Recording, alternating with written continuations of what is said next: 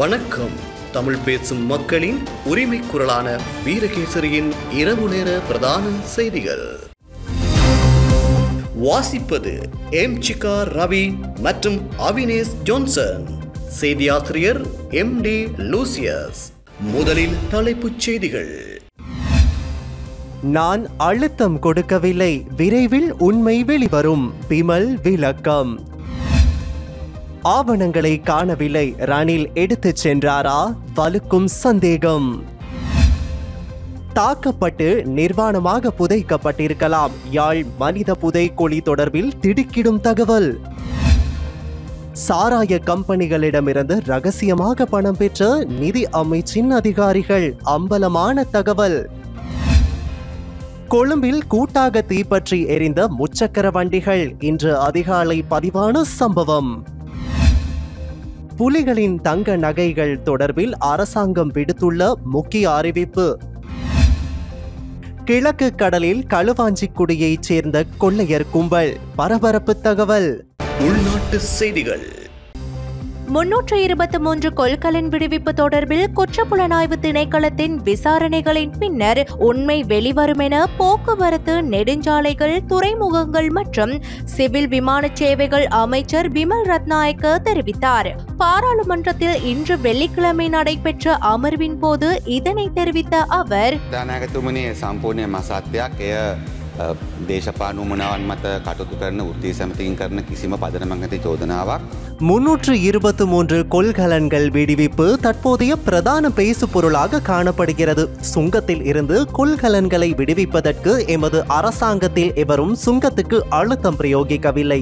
இந்த விவகாரத்தில் என் மீதும் குற்றம் சாட்டப்பட்டுள்ளது. குற்றப்புலனாய்வு திணைக்களம் விசாரணைகளை மேற்கொண்டுள்ளது. விசாரணைகளின் பின்னர் உண்மை வெளிவரும். துறைமுகங்கள் மற்றும் சுங்கத்தில் கடந்த காலங்களில் இடம்பெற்ற மோசடிகள் குறித்து உரிய சட்ட நடவடிக்கைகள் எடுக்கப்படும் என்றார். இதே நேரம் கொழும்பு துறைமுகத்திலிருந்து எவ்வித சோதனைகளும் இன்றி விடுவிக்கப்பட்ட கொள்கலன்களில் தமிழீழ விடுதலை புலிகளின் அமைப்பின் தலைவர் வேலுப்பிள்ளை பிரபாகரனின் ஆயுதங்களே காணப்பட்டதாக பாராளுமன்ற உறுப்பினர் ராமநாதன் அர்ச்சுனா தெரிவித்தமையை பாதுகாப்பு செயலாளர் ஓய்வு பெற்ற air vice marshal Sampath Thuyacontha முற்றாக மறுத்துள்ளார். பாராளுமன்ற உறுப்பினர் ராமநாதன் அர்ச்சுனா தெரிவித்துள்ள விடயம் முற்றிலும் ஆதாரமற்றதும் பொய்யானதுமாகும். அத்தகைய குற்றச்சாட்டுகளை நிரூபிப்பதற்கு எவ்வித ஆதாரமும் இல்லை என்றும் அவர் குறிப்பிட்டுள்ளார். தேசிய பாதுகாப்புடன் தொடர்புடைய விடயங்களை இவ்வாறு அரசியலாக்கவோ அல்லது தவறாக சித்தரிக்கவோ கூடாது என்று பாதுகாப்பு செயலாளர் வலியுறுத்தியுள்ளார். துறைமுகத்தில் ஏற்பட்ட நெரிசல் காரணமாக 323 கொள்கலன்கள்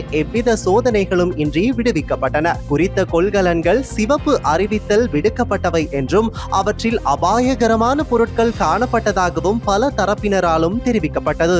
அண்மையில் பாராளுமன்ற உறுப்பினர் தயாசிரி ஜெயசேகர மற்றும் பிவிதுரு ஹெல உரிமையவின் தலைவர் உதய கம்மன்பில ஆகியோர் இது தொடர்பில் தெரிவித்திருந்த கருத்துக்கள் சர்ச்சையை ஏற்படுத்தியிருந்தன. தயாசிரி ஜெயசேகர கடந்த புதன்கிழமை இவ்விடயம் தொடர்பில் குற்றப்புலனாய்வு திணைக்களத்தில் வாக்குமூலம் அளித்திருந்தார். இந்நிலையிலேயே குறித்த கொள்கலன்களில் இருந்த பொருட்கள் விடுதலை புலிகளின் தலைவர் பிரபாகரனுக்கு சொந்தமானவை என்றும் அந்த கொள்கலன்களில் ஆயுதங்கள் உள்ளிட்ட பொருட்களே இருந்துள்ளன என்றும் யாழ் மாவட்ட சுயேட்சை குழு பாராளுமன்ற உறுப்பினர் அர்ச்சுனா ராமநாதன் பரபரப்பு தகவலை வெளியிட்டுள்ளார்.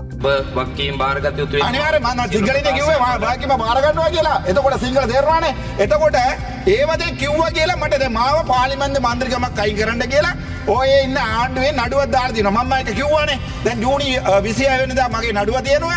මට මම තව එකක් කියලා මේ පාර්ලිමේන්තුවෙ වෙන්න ඉවත්ලා යන්න. ඒක අහන්න. මාව සෙප්තැම්බර් මාසේ 26 වෙනිදා මිනිස්සෙගේ අයින් වෙලා ලියුමක් ගාලා තිබ්බා පාර්ලිමේන්තුවේ පාලා කලින් හිටපු ලේකම්තුමා. හැබැයි ඊට පස්සේ මේ NPP එකම ගිහලා නඩුවක් දැම්මා. මම ડોක්ටර් වෙලා ඉන්නකොට නොමිනේෂන් එකක් දැම්මා කියලා. ඒ නඩුව දැන් කෝට් ඔෆ් අපීල් එක යනවා. දැන් මම මේක කියපු ඉඳා අනිවාර්යෙන් මාව ඉවත් කරනවා. ඒක කිසි අවුලක් නැහැ. පළාත් සභාවේ ඡන්ද දෙනවා. අපි පළාත් සභාවේ බලනවා. ஊழல் ஒழிப்பு தொடர்பான ஆவணங்கள் பல பிரதமர் அலுவலகத்திலிருந்து காணாமல் போயுள்ளன. அவற்றை ரணில் விக்ரமசிங்க எங்கு கொண்டு சென்றார் என்பது எமக்கு தெரியாதென பிரதமர் கலாநிதி ஹரிணி அமரசூரிய தெரிவித்துள்ளார். பாராளுமன்றத்தில் இதனை தெரிவித்த அவர், මේ අග්‍රාමාත්‍ය කාර්යාලයේ තියෙන ලිපිගොනුවල තියෙන තොරතුරු තමයි මම ඉදිරිපත් කරේ. මේක හිටපු අග්‍රාමාත්‍ය රනිල් වික්‍රමසිංහ මහතාගේ කාලයේ සිද්ධ වෙච්ච දෙයක්. ඔහු ජනාධිපති වෙනකොට මේ ලිපිගොනු ඔහු ජනාධිපති කාර්යාලයට හෝ වෙන තැනකට ගෙනිච්චද කියන එක අපි දන්නේ. දැනට තියෙන ලිපිගොනු අග්‍රාමාත්‍ය කාර්යාලයේ තියෙන ලිපිගොනු වලට අදාළ තොරතුරු තමයි මට ඉදිරිපත් කරන්න හැකියාව තියෙන්නේ. நல்லாட்சி அரசாங்கத்தின் காலத்தில் அப்போதைய பிரதமர் ரணில் விக்ரமசிங்க, அப்போதைய அமைச்சர் பாட்டலி சம்பிக்க ரணவக்க ஆகியோர் 2015 முதலாம் மாதம் 21ஆம் தேதி அன்று சமர்ப்பித்த அமைச்சரவை பத்திரத்துக்கு அமைய ஊழல் எதிர்ப்பு குழு அலுவலகம் தாபிக்கப்பட்டது. பிரதமர் அலுவலகத்தின் தாபிக்கப்பட்ட ஊழல் எதிர்ப்பு குழு அலுவலகம் சட்ட ரீதியிலான முறையில் ஸ்தாபிக்கப்படாத நிலையில் அமைச்சரவையால் அவ்வப்போது எடுக்கப்பட்ட தீர்மானங்களுக்கு அமைய பிரதமர் அலுவலகம் ஊடாக நடவடிக்கைகள் மேற்கொள்ளப்பட்டுள்ளன. இந்த குழுவில் ரணில் விக்ரமசிங்க, மங்கள சமரவீர, பாட்டலி சம்பிக்க ரணவக்க, விஜயதாச ராஜபக்ஷ, ரவுஃப் ஹக்கீம், சரத் பொன்சேகா, சம்பந்தன், சுமந்திரன், வெலியமுன, ஜயம்பதி விக்ரமரத்ன, மலிக் விக்ரமரத்ன, தம்மிக கங்கநாத், அனுரகுமார திசாநாயக்க, ஆனந்த விஜயபால மற்றும் குழுவின் செயலாளர்கள் ஆகியோர் ஊழல் எதிர்ப்பு குழுவின் உறுப்பினர்களாக அங்கம் வகித்தனர். ஊழல் எதிர்ப்பு குழு செயலகத்துக்கு 475 முறைப்பாடுகள் கிடைக்கப்பெற்ற நிலையில் 687 பொதுவான முறைப்பாடுகள் கிடைக்கப்பெற்றுள்ளன. இந்த குழு தொடர்பான ஆவணங்கள் பிரதமர் செயலகம் வசமில்லை. இந்த குழுவின் ஒரு சில ஆவணங்கள் பிரதமர் அலுவலகத்தில் இல்லை. முன்னாள் ஜனாதிபதி ரணில் விக்ரமசிங்க அந்த ஆவணங்களை எங்கு கொண்டு சென்றார் என்பது எமக்கு தெரியாது என்றார். யாழ்ப்பாணம் செம்மணி பகுதியில் இடம்பெற்று வரும் மனித புதைக்குழி அகழ்வில் இதுவரை சிசுக்கள், சிறார்கள் என சந்தேகிக்கப்படும் 3 மனித எலும்புக்கூட்டு தொகுதிகள் உட்பட 18 மனித எலும்புக்கூட்டு தொகுதிகள் அடையாளம் காணப்பட்டுள்ளன. அடையாளம் காணப்பட்டுள்ள 18 மனித எலும்புக்கூட்டு தொகுதிகளில் 5 எலும்புக்கூட்டு தொகுதிகள் அகழ்ந்து எடுக்கப்பட்டு அவை சட்ட வைத்திய அதிகாரியின் பாதுகாப்பின் கீழ் வைக்கப்பட்டுள்ளன. அதேவேளை சில எலும்புக்கூட்டு தொகுதிகள் இணைந்த நிலையில் காணப்படுவதால் அவை ஒரே கிடங்கில் தாக்கப்பட்டு இருக்கலாம் என்றும், இதுவரையில் ஆடை அணிகலன்களோ காலணிகளோ எவையும் மீட்கப்படாததால் வெற்றுடல்களாகவே அவை புதைக்கப்பட்டு இருக்கலாம் எனும் சந்தேகம் ஏற்பட்டுள்ளதால் குறித்த பகுதி பாரிய மனித புதைக்குழியாக காணப்படலாம் எனும் சந்தேகம் வலுப்பெற்றுள்ளது.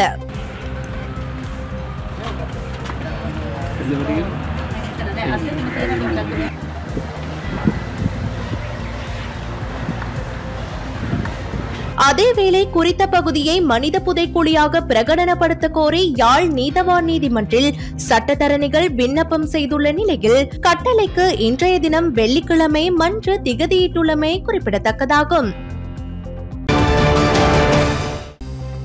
சாராய கம்பெனிகளிடமிருந்து பணம் பெற்றுக்கொள்ளும் ஓரிரு நபர்கள் நிதி அமைச்சில் இருக்கின்றனர். அவர்களின் பெயர் விவரங்களை ஒரு சில தினங்களில் வெளிப்படுத்துவேன் என கைத்தொழில் அமைச்சர் சுனில் ஹந்துனெத்தி தெரிவித்தார். பாராளுமன்றத்தில் இன்று வெள்ளிக்கிழமை இடம்பெற்ற வாய்மூல விடைக்கான கேள்வி நேரத்தில் நளின் பண்டார மற்றும் ஸ்ரீலங்கா முஸ்லிம் காங்கிரஸ் தலைவர் ரவுஃப் ஹக்கீம் ஆகியோர் முன்வைத்த கேள்விகளுக்கு பதிலளிக்கையிலேயே இவ்வாறு தெரிவித்தார். இதன்போது கருத்து வெளியிட்ட ரவுஃப் හකිම් MP දැන් එතනෝල් මේ මිල මෙහෙම වැඩි කරාම වෙළඳ පොලේ මත්පැන් වල වැඩි මිල වැඩි වෙනවා.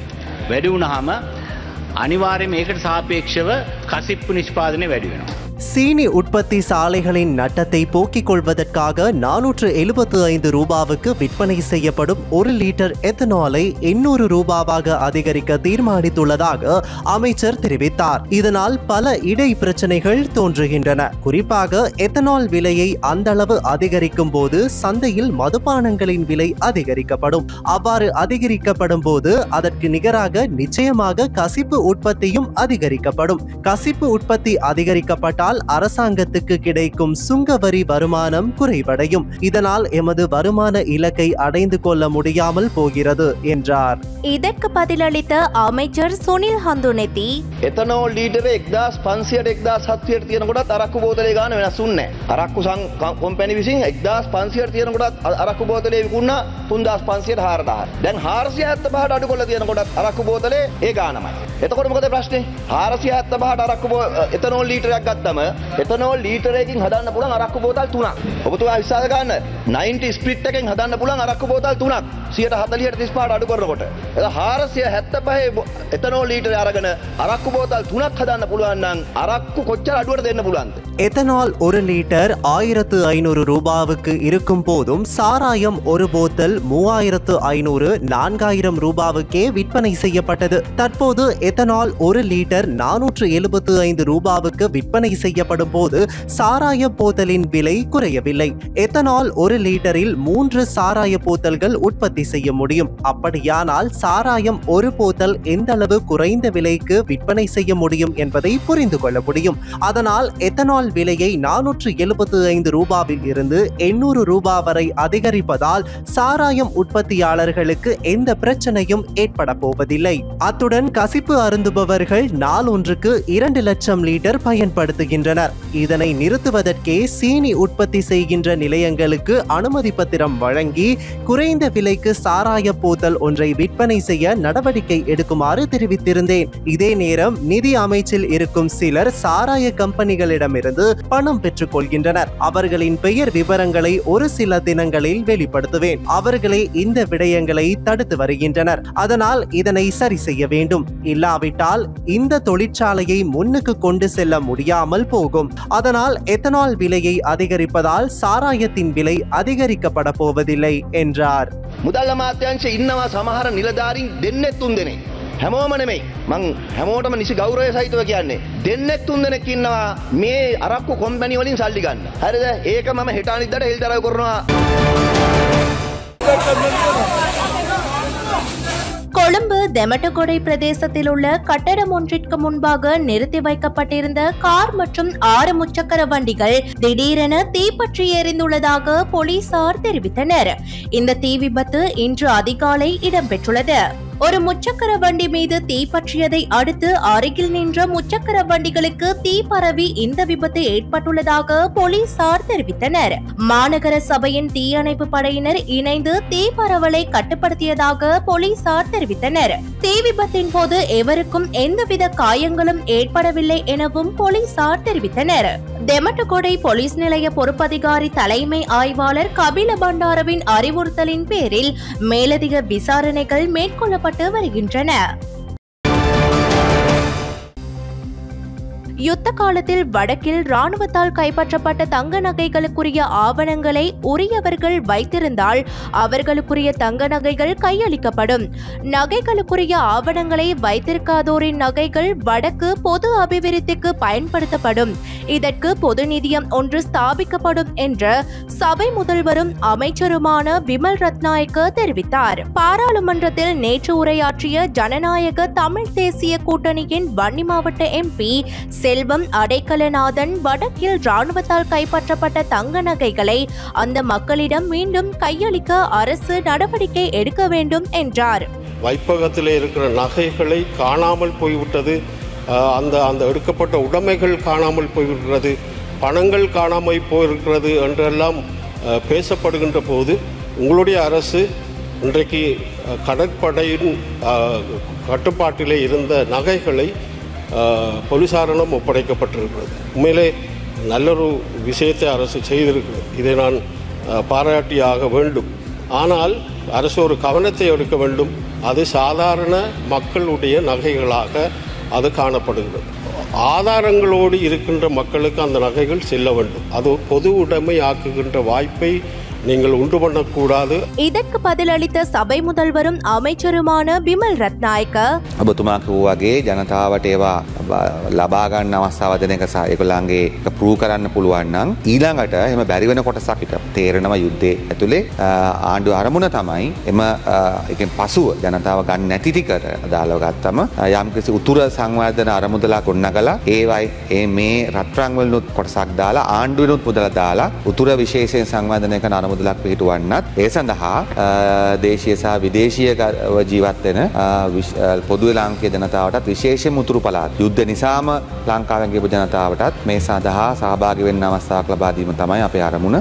யுத்த காலத்தில் வடக்கில் இராணுவத்தால் கைப்பற்றப்பட்ட தங்க நகைகள் ஜனாதிபதியின் பணிப்புக்கு அமைய சட்ட நடவடிக்கைகள் ஊடாக போலீஸ் திணைக்களத்துக்கு ஒப்படைக்கப்பட்டுள்ளன. தற்போது இந்த தங்க நகைகள் ரசாயன பகுப்பாய்வுக்கு உட்படுத்தப்பட்டுள்ளன. அவை உண்மையில் தங்க நகைகளா இல்லையா என்பது தொடர்பில் அறிக்கை பெற்றுக்கொள்வது அவசியம். அறிக்கை கிடைத்ததன் பின்னர் அவற்றை உரியவர்களுக்கு ஒப்படைப்பதே அரசாங்கத்தின் நோக்கம். யுத்த கால சூழ்நிலையால் பாதிக்கப்பட்டவர்கள் இந்த நகைகளுக்கான ஆவணங்களை உறுதிப்படுத்துவதில் சிக்கல்கள் காணப்படும் என்பதை ஏற்றுக்கொள்கிறோம். இந்த நகைக்குரியவர்கள் தமது நகைகள் என்பதற்கான ஆவணங்களை காண்பிக்க வேண்டும். அவ்வாறு ஆவணங்களை காண்பிக்க முடியாதோரின் தங்க நகைகளை வடக்கு மாகாண பொது அபிவிருத்திக்கு பயன்படுத்தும் வகையில் பொது நிதியம் ஒன்றை ஸ்தாபிக்க உத்தேசித்துள்ளோம். வடக்கு அபிவிருத்திக்கு இவ்வாறு உறுதிப்படுத்த முடியாத தங்க நகைகளும் அரசாங்கத்தால் ஒரு தொகையும் வைப்பிலிடப்படும். வெளிநாடுகளில் வாழும் தமிழர்கள் இந்த அபிவிருத்தி திட்டத்தில் பங்கு பெற்றுவதற்கான வாய்ப்பும் வழங்கப்படும் என்றார்.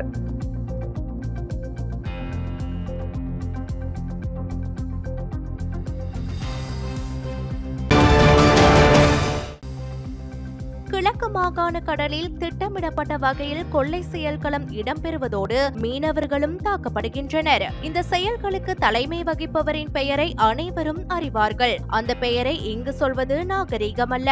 அவர் களுவாஞ்சிக்குடி பகுதியில் வேகப்படகுகளை கொண்டு இந்த குற்ற செயல்களில் ஈடுபடுகிறார். அவர் தனி மனிதர் அல்ல. அவருக்கு பின்னால் பெரிய கொள்ளை கூட்டமே உள்ளது என எதிர்க்கட்சி பாராளுமன்ற உறுப்பினர் ஜனாதிபதி சட்டத்தரணி நிசாம் காரியப்பர் தெரிவித்தார். கிழக்கு மாகாண பகுதியில் மீனவர்கள் தாக்கப்பட்ட விவகாரம் தொடர்பாக எதிர்க்கட்சி பாராளுமன்ற உறுப்பினர் ஜனாதிபதி சட்டத்தரணி நிசாம் காரியப்பர் சபை ஒத்திவைப்பு வேளை பிரேரணையை முன்வைத்து உரையாற்றினார். இந்த பிரச்சினை கிழக்கு மாகாணத்தில் கடற்கரை பகுதியில் வாழும் ஆயிரக்கணக்கான மீனவர்களின் வாழ்வாதாரத்தையும் பாதுகாப்பையும் தாக்குவதுடன் அவர்கள் நீண்ட காலமாக எதிர்கொண்டு வரும் துன்புறுத்தலையும் வெளிக்கொண்டு வருகின்றது. கல்முனைக்குடி, சாய்ந்தமருது, அம்பாறை மாவட்டம் மற்றும் மட்டக்களப்பு மாவட்டங்களைச் சேர்ந்த கடலோர மீனவர் சமூகங்கள் கடந்த 12 ஆண்டுகளுக்கு மேலாக ஒரு அமைப்புசார் கொள்ளை கூட்டம் ஒன்றால் திட்டமிட்டு கொள்ளையடித்து வருகின்றார்கள். ஆழ்கடலில் பிடிக்கும் மீன்களை அடிக்கப்படுகின்றது. விலை மதிப்புள்ள உபகரணங்கள் அளிக்கப்படுகின்றது. இத்தனை காலமாக இதற்கான எந்த பாதுகாப்பு நடவடிக்கையும் சரியாக எடுக்கப்படவில்லை. குற்றவாளிகள் கைது செய்யப்படவில்லை. நீதிமன்றத்தில் கொண்டு வரப்படவில்லை. தண்டனைகள் வழங்கப்படவில்லை. இந்த செயல்களுக்கு தலைமை வகிப்பவர் பெயர் எல்லாருக்கும் தெரிந்த பெயர்தான். ஆனால் அதை இங்கு நான் சொல்வது நாகரிகம் அல்ல. அவர் களுவாஞ்சிக்குடியைச் சேர்ந்த மையமாக வைத்து வேகப்படகுகள் மூலமாக இந்த குற்ற செயல்பாடுகளில் ஈடுபடுகின்றார். அவர் தனி மனிதர்கள் அல்ல. அவருக்கு பின்னணியில் ஒரு கூட்டம், கொள்ளை கூட்டமே இருக்கின்றது. இதில் முன்னாள் போராளிகள் என்று தன்னை வடித்துக் கொண்டு தற்போது அரசியலில் ஈடுபட்டு பாராளுமன்ற பதவி இழந்த சில குழுக்கள் இதில் சம்பந்தப்பட்டிருக்கின்றார்கள். நமது மீனவர்கள் குற்றவாளிகள் அல்ல. அவர்கள் நாட்டு எல்லைகளை மீறுபவர்கள் அல்ல. அவர்கள் நம்மை ஊட்டும் மக்கள். ஆனால் இன்று அவர்கள் கடலில் செல்ல அச்சப்படுகின்றார்.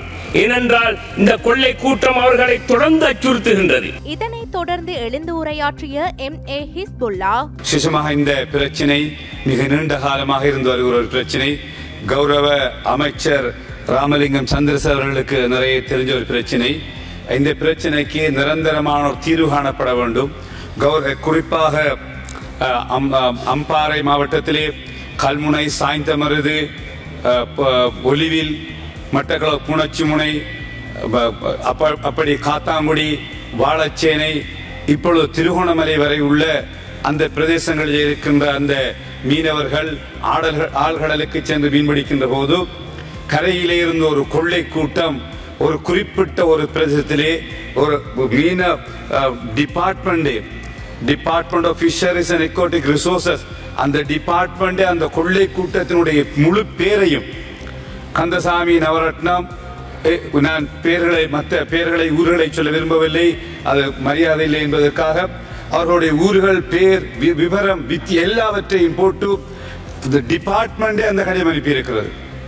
இவ்வாறு இந்த விடயத்திலே உரிய நடவடிக்கை எடுக்கப்பட வேண்டும் என்று கௌரவ அமைச்சர் அவர்களுக்கும் புணச்சிமுனை கிராமிய கடற்றொழிலமைப்பு கடிதம் அனுப்பியிருக்கிறது இந்த விடயம் தொடர்பாக. இதனைத் தொடர்ந்து உரையாற்றிய யாழ் மாவட்ட பாராளுமன்ற உறுப்பினர் ராமநாதன் அர்ச்சுனா, அண்மைய தினங்களிலே திருவோணமலை மாவட்டத்திலே ஒரு மீனவர் ஒருவருக்கு துவக்க சூடு, அதாவது துப்பாக்கி சூடு ஒன்று ஏற்படுத்தப்பட்டிருக்கிறது. முதலாவது விடயம். இரண்டாவது, கிட்டத்தட்ட இன்னொரு 15-20 நாட்களுக்கு முன்னம் முல்லைத்தீவை சேர்ந்த பகுதியைச் சேர்ந்த ஒரு மீனவர் சமாசத்தினுடைய தலைவர் நேவியினால் அடிக்கப்படுகின்ற அந்த வீடியோக்கள் வெளியாக வந்திருக்கிறது. எல்லாரையுமே இழுத்து கொண்டு போய் அடித்திருக்கிறார்கள். அது தொடர்பாக டிசிசி மீட்டிங்கிலே கதைத்த போது அங்கே இருக்கின்ற போலீஸ் உத்தியோகத்தர் சொல்லியிருந்தார், அப்படியான எந்த முறைப்பாடும் வடக்கிலே பதியப்படவில்லை என்று. அந்த அடிவாங்கிய அந்த மீனவ சமூகத்தைச் சேர்ந்த அந்த தலைவர் வைத்தியசாலையில் அனுமதிக்கப்பட்டு எம்எல்ஆர் இந்த ரெண்டும் போடப்பட்டும் அங்கே எழுப்பி சொல்லப்பட்டது ஒரு போலீஸ் அதிகாரியினால் முறைப்பாடு வேண்டாம் என்று சைன் பண்ணி இருக்கிறார்கள் என்று. ஆனால் அன்றைய தினம் அவர்களால் என்னோட கையப்பட சொல்லப்பட்டது, இது தொடர்பாக போலீசார் இந்த விசாரணைகளை எடுக்கிறார்கள் இல்லை என்பதனால் ஹியூமன் ரைட்ஸிலே முறைப்பாடு. எந்த ஒரு நாட்டில் ஒருவர் போய் ஹியூமன் ரைட்ஸிலே முறையிடுவார், போலீசார் தன்னுடைய முறைப்பாடுகளை ஏற்றுக்கொள்ளவில்லை. நான் நினைக்கிறேன் வடக்கு மக்கள் ஒரு காலத்திலே தெளிவாக சொல்லுகிறேன், என்னுடைய தேசிய தலைவன் ஆண்ட காலத்தில் வடக்கிலே எங்களுடைய படகுகள் துடுப்புகளால் வலிக்கப்பட்ட படகுகள் ஒரு பயமும் இல்லாமல் கடலுக்கு போய் வந்தது. நேவியங்களை வெட்டியது கொண்டது, குமுதினி படுகொலை உட்பட்ட 1000 மக்கள் கொலை செய்யப்பட்டாலும் எங்களுடைய அண்ணன் தம்பிகளின் பாதுகாப்பில் என் உயிர் சொந்தங்கள் எங்களுடைய கடல்களில் துணிந்து போனார்கள். ஆனால் இப்போது அந்த நிலைமை படுமோசமாக மாறி போயிருக்கிறது. என்னுடைய அமைச்சர் சொல்லியிருக்கிறார், தாங்கள் தான் அது தொடர்பாக விசாரணைகளை செய்வதற்கு பணித்திருக்கிறேன் என்று. என்னொருபடியா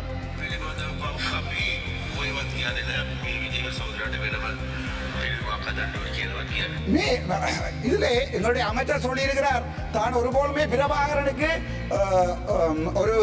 ஒரு ஸ்டாச்சு ஒன்றை கட்டுவதாக தான் ஒருபோதுமே சொல்லவில்லை என்று. ஆனால் அவருடைய என்பிபி அரசாங்கத்தினுடைய ஜேவிபி அரசாங்கத்தினுடைய பாடல் சொல்லுகிறது, பிரபாகரனுடைய தாய்க்கு வெண்கல சிலையை கட்டுகிறோம், பிரபாகரனுக்கு வெண்கல சிலையை கட்டுகிறோம், பிரபாகரனுடைய தாய்க்கு இன்னும் பெரிய ஒரு கடற்துறை மத கட்டுகிறோம் என்று. மக்கள் ஏமாறுவதற்கு முட்டாள்கள் அல்ல, அரசியல்வாதிகள் முட்டாள்களாக இருக்கலாம், ஆனால் ஏமாறுவதற்கு தமிழன் முட்டாள் அல்ல. இதனைத் தொடர்ந்து எழுந்து உரையாற்றிய கடற்றொழில் அமைச்சர் ராமலிங்கம் சந்திரசேகர், உங்களுக்கும் தெரியும் என்று நினைக்கின்றேன், நாங்கள் கடந்த வாரம் எடுத்துக்கொண்டால் கூட இந்த பிரச்சனை தொடர்பாக இங்கு இருக்கின்ற நேவி, அதே போன்று ராணுவம், போலீஸ் பாதுகாப்பு படைகள் உள்ளிட்ட அனைவரோடையும் இது சம்பந்தமாக ஒரு நீண்ட உரையாடலை செய்தோம் இந்த பாராளுமன்றத்தில் வைத்து. அது மாத்திரமல்ல, இது தொடர்பாக உங்களுக்கு தெரியும் என்று நினைக்கின்றேன், நான் தேர்தல் நடைபெறுவதற்கு முன்பும் கூட மட்டக்களப்புக்கு சென்று மட்டக்களப்பில் வாழ்கின்ற மக்களை நான் சந்தித்தேன். சந்திக்கின்ற பொழுது வாழைச்சேனையில் இருக்கின்ற மக்கள் எடுத்துக்கொண்டாலும் சரி, உழுவில் இருக்கின்ற மீனவர்கள் எடுத்துக்கொண்டாலும் சரி, பலரும் இடம்பிருந்து வருகின்ற குற்றச்சாட்டான விடயம் தான் வேறு எதுமல்ல, இங்கு பெரியதொரு கொள்ளையர் கூட்டம் இருக்கின்றது. அந்த கொள்ளையர் கூட்டம் கடந்த காலங்களில் பல்வேறு வித்தைகளை காட்டியவர்கள் கிழக்கு மாகாணத்தில், விசேடமாக மட்டக்களப்பு மாவட்டத்தில். இதனைத் தொடர்ந்து உரையாற்றிய பாதுகாப்பு பிரதி அமைச்சர் Aruna Jayasekara, operating daily in the eastern coast around Kalmune, Valachen and Saindamaru is covering Batiklo and the Ampara Strait of the coastal belt. So the Sri Lankan Navy, along with the Ministry of the Fisheries and the Department of Fisheries, Sri Lanka Coast Guard and Sri Lanka Police are actively involved and engaged in efforts to apprehend those involved in illegal fishing activities or the theft in the deep seas. கிழக்கு மாகாண மீனவர்கள் தாக்கப்பட்டமை குறித்து உரிய விசாரணைகள் மேற்கொள்ளப்பட்டுள்ளன. திட்டமிட்ட வகையில் இடம்பெறும் இவ்வாறான குற்றச்செயல்களுக்கு எதிராக கடுமையான நடவடிக்கை எடுக்க பணிக்கப்பட்டுள்ளது என்றார். வெளிநாட்டு செய்திகள். அமெரிக்காவின் அலஸ்காவில் உள்ள எலூஷியன் தீவுகளுக்கு அருகில் கடலில் கப்பல் ஒன்று தீப்பிடித்து எரிந்துள்ளது. இந்த கப்பல் 800 மின்சார கார்கள் உட்பட 3000 வாகனங்களை மெக்சிகோவிற்கு ஏற்றிச் சென்றதாக வெளிநாட்டு ஊடகங்கள் தெரிவிக்கின்றன. கப்பலின் தீயணைப்பு அமைப்பை பயன்படுத்தி அவசர கால தீயணைப்பு நடைமுறைகளை கப்பலின் பணியாளர்கள் தொடங்கிய போதிலும் அவர்களால் தீயை கட்டுப்படுத்த முடியவில்லை. இதன் விளைவாக கப்பலின் 22 பணியாளர்கள் கப்பலை கைவிட்டு உயிர்காக்கும் படகுகளில் தப்பிச் சென்றனர். வடக்கு பசிபிக் பெருங்கடலில் பயணித்த ஒரு வணிக கப்பலால் இந்த பணியாளர்கள் மீட்கப்பட்டுள்ளனர். கடந்த மாதம் 26ஆம் திகதி சீனாவின் யன்டாய் துறைமுகத்தில் இருந்து இந்த கப்பல் தனது பயணத்தை ஆரம்பித்துள்ளது. கப்பலில் மின் வாகனங்கள் இருந்த பகுதியிலிருந்து முதலில் புகை வெளியானதாக அதை நிர்வகிக்கும் ஜோடியாக் மேரிடைம் நிறுவனம் தெரிவித்துள்ளது. 2023ஆம் ஆண்டில் இதே போன்று ஜெர்மனியில் இருந்து சிங்கப்பூருக்கு கிட்டத்தட்ட 500 மின்சார கார்கள் உட்பட 3000 கார்களை ஏற்றிச் சென்ற கப்பல் தீப்பிடித்து எரிந்தமை குறிப்பிடத்தக்கது.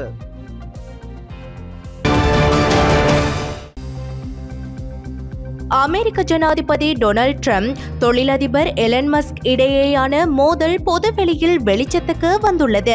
இருவரும் ஒருவர் மீது ஒருவர் அடுக்கடுக்கான குற்றச்சாட்டுகளை முன்வைத்து வருகின்றனர். எலன் மஸ்குடன் எனக்கு சிறந்த நட்பு ரீதியிலான உறவு இருந்தது. ஆனால் இனியும் நாங்கள் அவ்வாறு இருப்போமா, இதை தொடருவோமா என எனக்கு தெரியவில்லை. எலன் மஸ்க் மீது நான் மிகவும் ஏமாற்றம் அடைந்துள்ளேன் என தி ஓவல் அலுவலகத்தில் செய்தியாளர் சந்திப்பின் போது ஜனாதிபதி டொனால்ட் ட்ரம்ப் தெரிவித்துள்ளார்.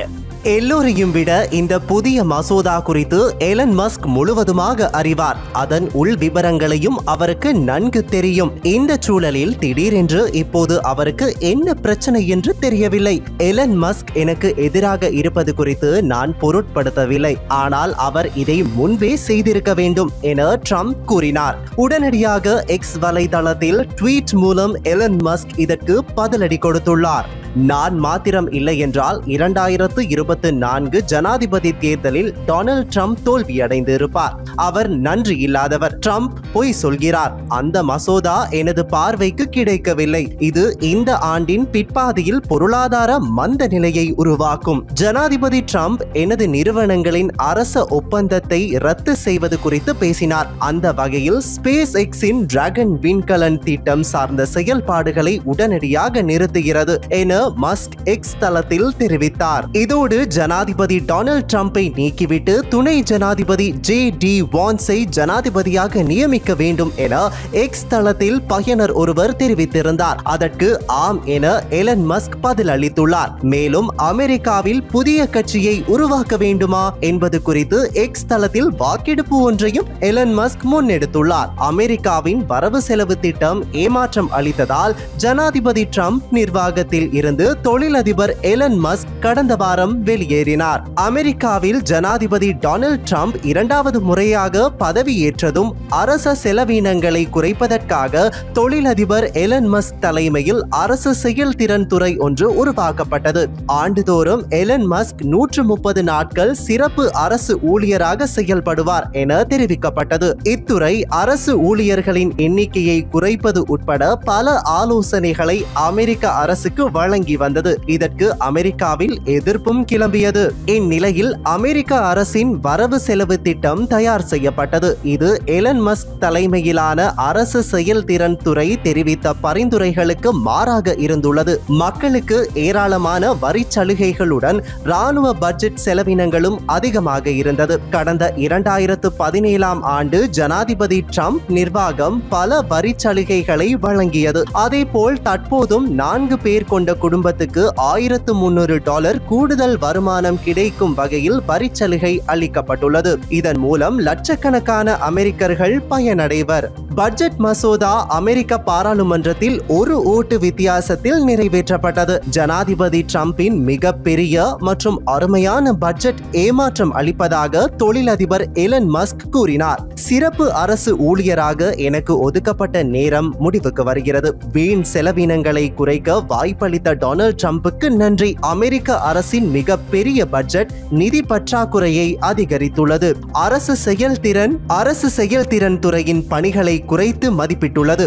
இந்த பட்ஜெட் பெரியதாக இருக்கலாம் அல்லது அருமையானதாக இருக்கலாம், ஆனால் இரண்டும் சேர்ந்ததாக இருக்குமா என தெரியவில்லை என மஸ்க் அப்போது தெரிவித்தார். அரசு பணி காலத்தில் போதைப் பொருள் பயன்படுத்தியதாக மஸ்க் மீது குற்றச்சாட்டு எழுந்தது. அதை அவர் மறுத்தார் என்பதும் குறிப்பிடத்தக்கது. இன்றைய நாணய மாற்று விகிதம்